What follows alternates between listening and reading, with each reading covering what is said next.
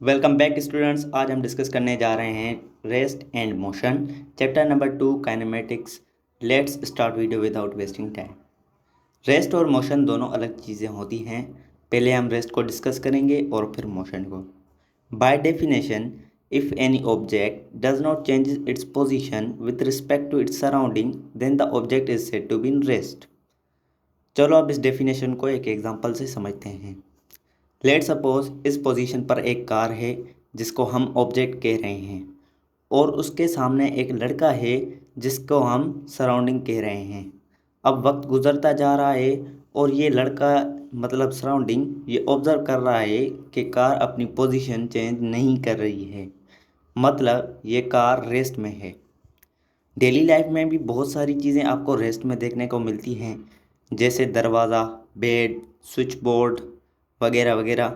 ये सारी चीज़ें हैं ऑब्जेक्ट, और इनको ऑब्ज़र्व कर रहे हैं आप, मतलब आप हो सराउंडिंग। नेक्स्ट हम मोशन को डिस्कस करने जा रहे हैं। By definition, if any object changes its position with respect to its surrounding then the object is said to be in motion. Let suppose यहाँ पर एक कार है जिसको हम ऑब्जेक्ट कह रहे हैं, और एक लड़का है जिसको हम सराउंडिंग कह रहे हैं।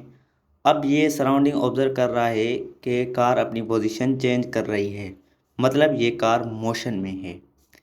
डेली लाइफ में भी बहुत सारी चीज़ें आपको मोशन में देखने को मिलती हैं, जैसे एक चलती हुई कार, एक चलती हुई ट्रेन, पंखा वगैरह वगैरह। और ये सब ऑब्जेक्ट हैं जिनको आप ऑब्जर्व कर रहे हैं, मतलब आप हो सराउंडिंग। अब ये जो रेस्ट और मोशन होते हैं ना, ये सराउंडिंग पर डिपेंड करते हैं।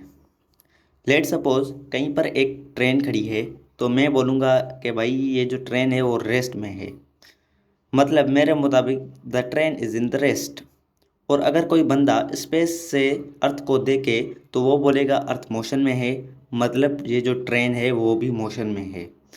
मतलब ये एक ही ट्रेन है जो मेरे लिए रेस्ट में है और किसी और के लिए मोशन में। इसीलिए कहते हैं कि रेस्ट और मोशन जो हैं रिलेटिव्स होते हैं।